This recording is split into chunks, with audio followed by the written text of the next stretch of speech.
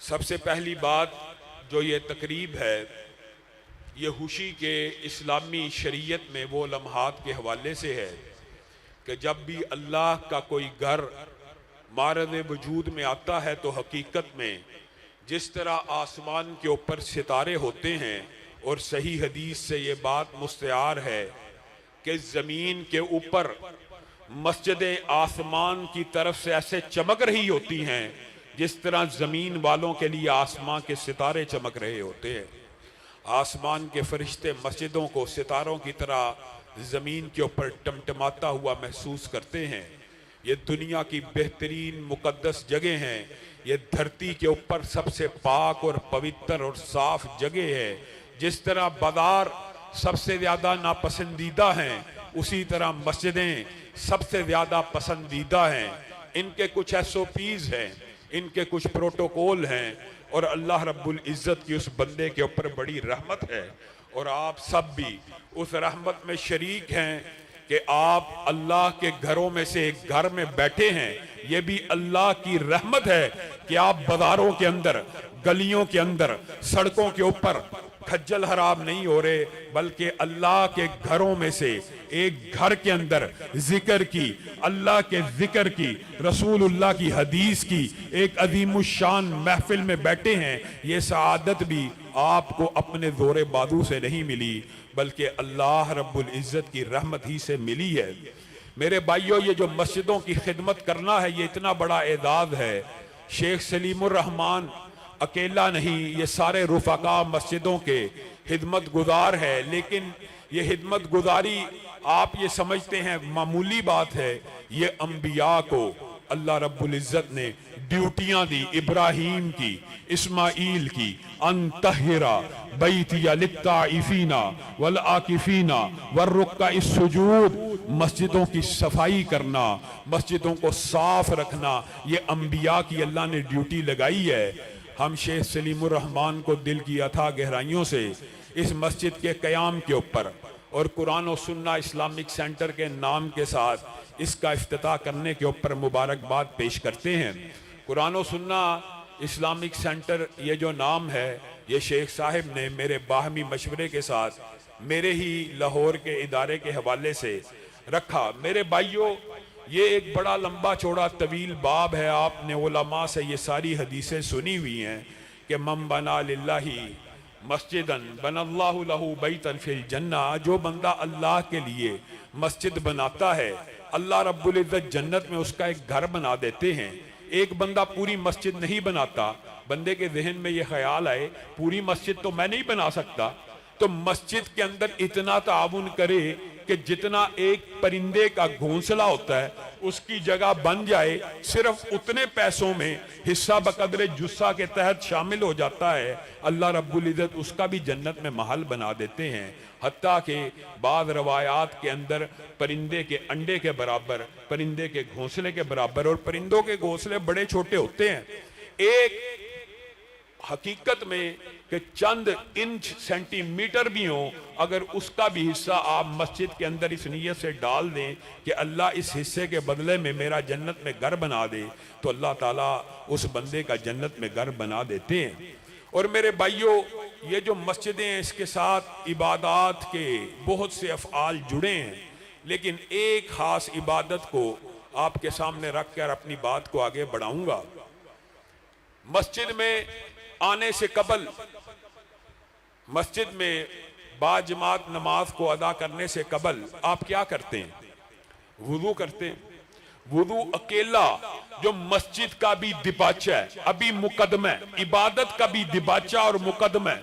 ये इतनी मुबारक इबादत है, ये इतनी मुतहर इबादत है कि इंसान सिर्फ एक वुजू रसूलुल्लाह सल्लल्लाहु अलैहि वसल्लम के मुताबिक कर ले, एक वुजू, तो हाथ से लेकर पांव तक जिस्म सारे का सारा गुनाहों से पाक हो जाता है। और वुदू जो अभी इबादत का दिबाचा है, अभी इबादत में कदम रखने से पहले का मुकदमा है, वो वुदू अगर एक इंसान इसको अपनी आदत बना ले, रात सोने से कबल वुदू करके सो ले, आसमान से अल्लाह रब्बुल इज़्ज़त एक फरिश्ता नादिल करते हैं اور ایک بات یاد رکھیے گا، ہمارا یہ عقیدہ ہے، ہمارا یہ منہج ہے، ہمارا یہ نظریہ ہے کہ جو رسول اللہ صلی اللہ علیہ وسلم نے فرمایا وہ اللہ ہی کے حکم سے فرمایا ہے۔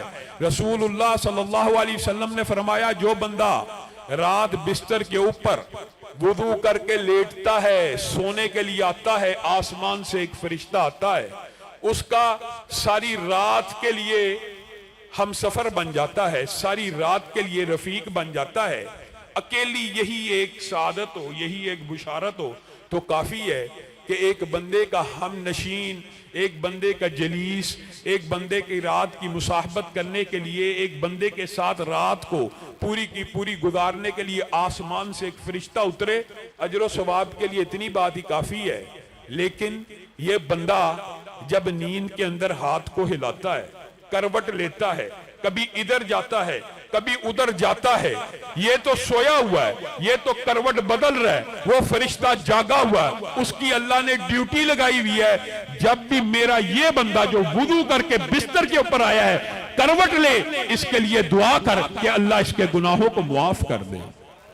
اب مجھے ایک بات بتلائیے، لا یعصون اللہ ما امرہم ولا، اور دوسری آیت لا یسبقونہ بالقول، فرشتے اپنی مرضی سے بولتے ہیں، اللہ کی مرضی سے بولتے ہیں۔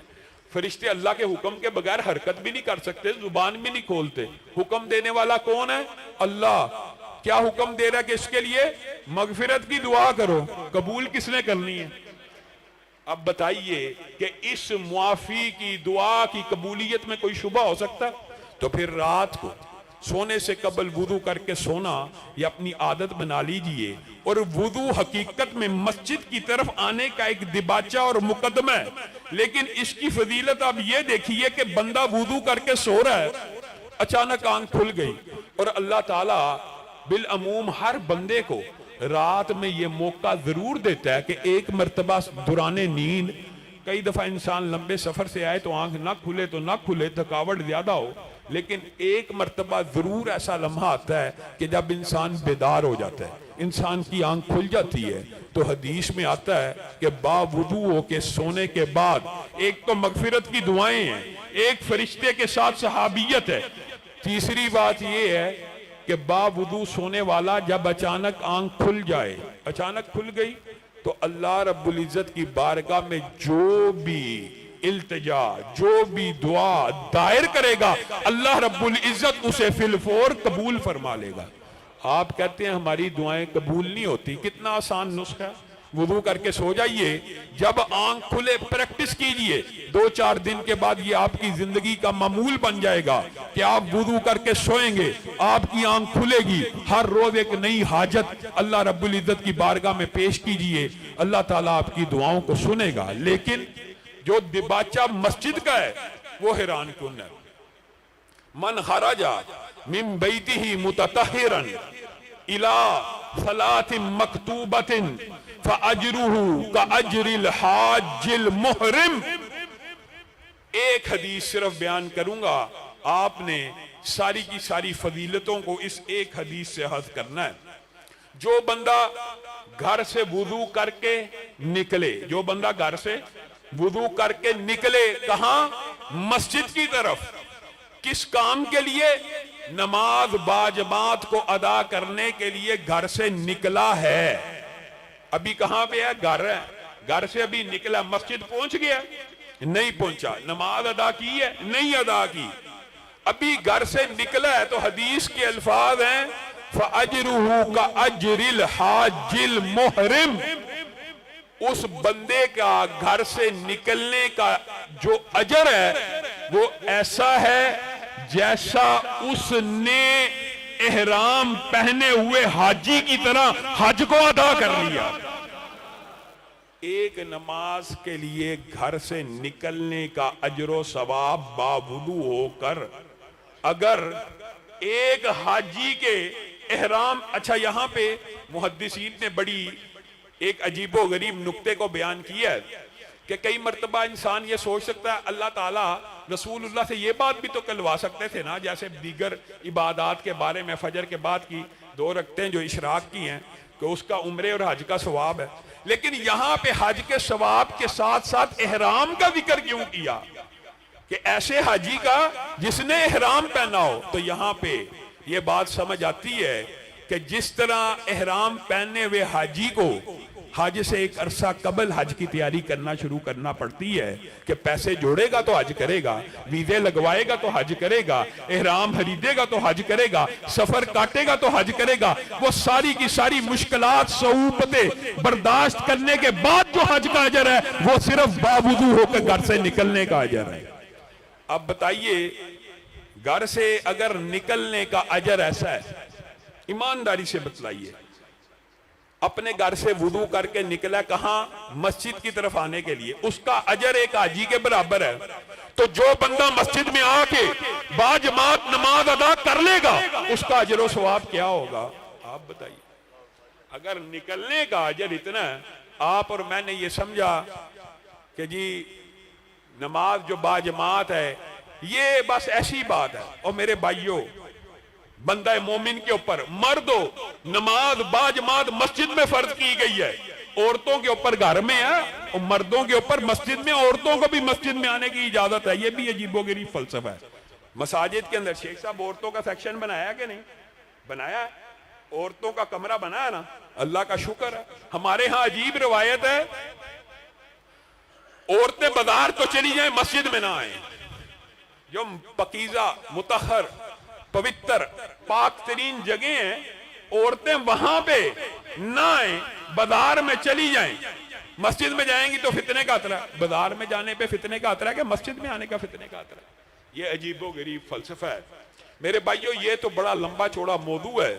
پھر اللہ تعالیٰ ایک دفعہ آنے کے اوپر ایک مہمانی کو بندہ مومن کے لیے تیار کرتا ہے, اور ایک جو مہمانی ہے اگر آپ اس کا ہلکا سا صرف ایک تاثر ذہن میں لے کے آئیں تو جنتی کی ایک وقت کی جو میزبانی حدیث میں آتی ہے کہ اس کے سامنے 70 دسترخوان ہوں گے, ہر دسترخوان کے اوپر 70 کھانے ہوں گے, ہر کھانے کے 70 ذائقے ہوں گے, اور یہ ایک وقت کی اللہ کی طرف سے مہمانی ہوگی.